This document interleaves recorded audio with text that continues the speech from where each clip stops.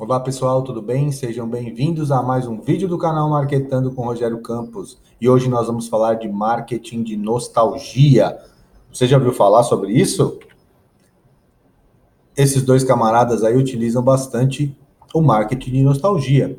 Então nós vamos ver um exemplo específico aí com esses dois artistas.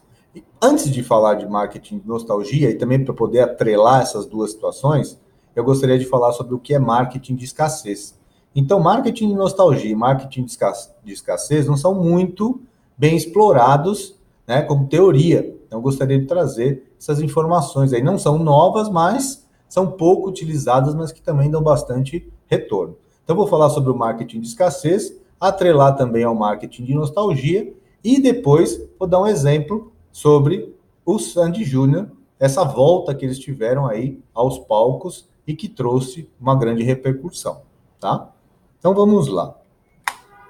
Bom, falando sobre conceito, né, do que é o marketing de escassez, olha lá, é uma estratégia que trabalha com o lado psicológico do público. Então, essa proposta é despertar o senso de urgência diante do medo de perder a oportunidade de compra. Então, se você imaginar, a gente já passou por situações como essas, né? De repente você vai a um lugar ou você quer agendar alguma coisa, a pessoa do outro lado fala, olha, eu só tenho mais 2 vagas. E aí o que acontece? A gente entra naquele desespero, acaba até comprando por impulso, né? Ou, sei lá, eu vou para um show, eu vou ao teatro, e sempre tem esse tipo de coisa. Então, às vezes, nem é a questão de ter poucos ingressos, mas a gente acaba sendo envolvido por uma situação aí como essa. Então, olha lá, a proposta é despertar esse senso de urgência. Então, a gente tem que sempre pensar numa situação de urgência que, na mente, né, a gente como consumidor, e o consumidor ele se comporta de algumas maneiras, e uma delas é, poxa, vou perder. Poxa, eu não sei o que eu vou fazer se eu não tiver aquela situação. Então ele acaba tomando algumas decisões. Então, se você tem uma empresa, ou se você deseja ter uma empresa, é importante também pensar neste quesito aí, que é o marketing de escassez, tá?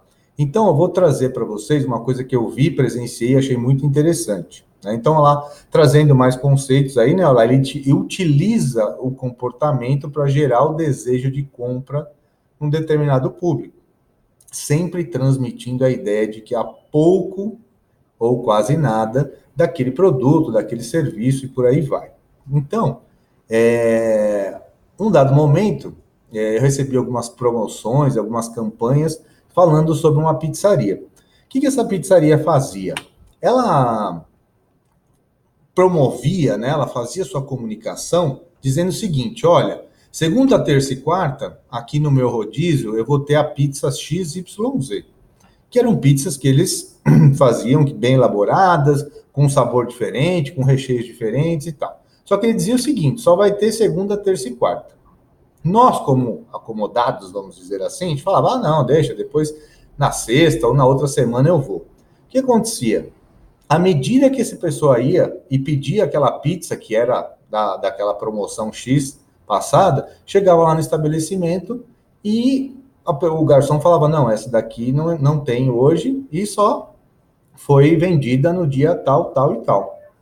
Então, o que isso faz na mente do consumidor? Né? Ele começa a se comportar de uma outra maneira. Então, quando ele receber uma promoção falando que a pizza de brócolis com bacon, isso, aquilo outro, vai ter só na quarta-feira, com certeza, por conta dessa possível escassez futura, ele acaba tomando a decisão, então, de ir até esse estabelecimento naquele momento.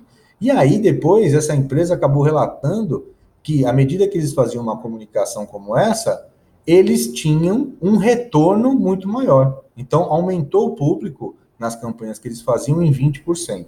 Olha que coisa interessante. Bom, olha lá, possibilidade de ter algo que poucas pessoas têm dá aquela sensação de pertencimento. E isso tem muito a ver com o consumo. Então, quer dizer, né, a gente fica envolvido. Imagina, vou comprar uma roupa importada, então eu faço, né? Parece que está escasso. Tem que ter um monte de roupa por aqui no Brasil, mas a gente fica feliz, dá essa sensação de pertencimento, de ter uma coisa única por comprar de um outro lugar, né? as coisas personalizadas também a gente acaba utilizando, né? Então percebam que se a gente usar essa metodologia, né, essa técnica da escassez, pode ser que eu atraia mais pessoas. Mas é claro, meu produto, meu serviço, ele tem que ter esse atrativo para poder chegar nessa questão de as pessoas pensarem que isso está em falta. Bom, como eu disse para vocês, né? Então eu ia trazer conceito do escassez e também falar do marketing de nostalgia. Olha que coisa interessante, né? Olha lá, sabe aquela coisa que você sente quando chega num restaurante e sente o cheiro da comida da mãe? O que te faz lembrar, né? Te faz lembrar do passado, te dá aquela nostalgia e você acaba apreciando essa comida e até vira cliente por muitos e muitos anos aí desse restaurante, por exemplo. Tão forte essa questão do marketing de nostalgia que criou-se até uma hashtag TBT. Às quintas-feiras se fala alguma coisa que aconteceu no passado, então nós postamos lá coisas do passado. Então isso tem um apelo muito interessante, tanto é que essa hashtag está sendo muito bem utilizada pelas pessoas e as pessoas acabam lembrando do passado. Feito isso, o que se faz? Quando a gente fala de marketing de nostalgia, então a gente começa a atrelar pessoas, produtos e serviços nesse aspecto, porque a gente sabe que esse apelo ele pode ser interessante para as pessoas. Tanto é, né, que eu estou colocando a imagem aí do Rock Balboa, depois de anos, ele volta, assim do nada, fazendo um novo filme. Então, quer dizer, as pessoas que gostavam dele lá no passado, certamente vão fazer de tudo para assistir esse filme. Olha lá, então o marketing de nostalgia, né, é usar temas, produtos, serviços do passado na estratégia atual de uma organização, despertando a vontade de matar a saudade. Então eu estou colocando o exemplo aí da Itubaína. Eu, por exemplo, quando eu era criança, amava esse tipo de produto, né? Ele era muito conceituado na época, as pessoas gostavam e de repente parou e agora voltou com uma força bastante interessante aí para o mercado. Então eu queria até fazer uma brincadeira com você. Se você lembra de algum produto que era do passado e agora está presente e relembrando essa questão da nostalgia, deixa aí nos comentários para a gente ir discutindo ao longo do período. Bom, agora a gente vai falar então aí do Sandy Júnior, usando então a questão da escassez mais a questão da nostalgia. Então lá, após 12 anos, Sandy Júnior voltam a cantar juntos. Olha que coisa interessante. Fizeram uma turnê chamada Nossa História. O que eles estão falando, né? Escassez porque, olha, gente, são 10 shows praticamente, em 10 capitais distintas. Então, se você perder, automaticamente você não vai poder desfrutar. E aí começou-se as vendas, né? Eles foram nos meios de comunicação, mais especificamente lá no Luciano Huck, e aí começaram então a divulgar esse show, mas dizendo, olha, tem começo, meio e fim. Se você não participar, você não vai conseguir. Nunca mais, vamos dizer assim. Automaticamente os preços desses convites eles aumentam, né? As pessoas começam a clamar mais por isso. Eu percebi até onde eu trabalho, pessoas falando, gente, e aí, conseguiu ingresso, não sei o que, tá difícil, estou na lista de espera na internet. Então percebam que viram aquela coisa maravilhosa, por quê? Porque eu quero resgatar uma lembrança do meu passado.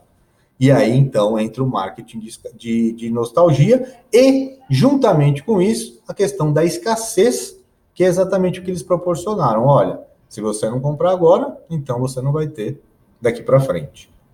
Por quê? Porque é só uma questão de tempo. Então, se você não comprar agora, você não tem mais, tá? Então, percebam a importância de se utilizar aí essas técnicas, né, que a gente chama então de escassez e nostalgia, para utilizar de subterfúgios para as pessoas acabarem adquirindo produtos e serviços. Então, são ideias interessantes que qualquer um, eu citei aqui Sandy Júnior, mas a gente pode imaginar o produto que a gente tem em mãos, o serviço que a gente tem em mãos e tentar fazer alguma coisa relacionada a isso. Por quê? Porque vai chamar atenção. Porque os estudos apontam, né, o comportamento do consumidor ele sempre muda, tem uma série de características e a gente pode utilizar desses benefícios aí. certo? Então, se você gostou, dá um like aí, aproveite aí para se inscrever no canal se você ainda não se inscreveu e aguarde os próximos vídeos. Um abraço, pessoal!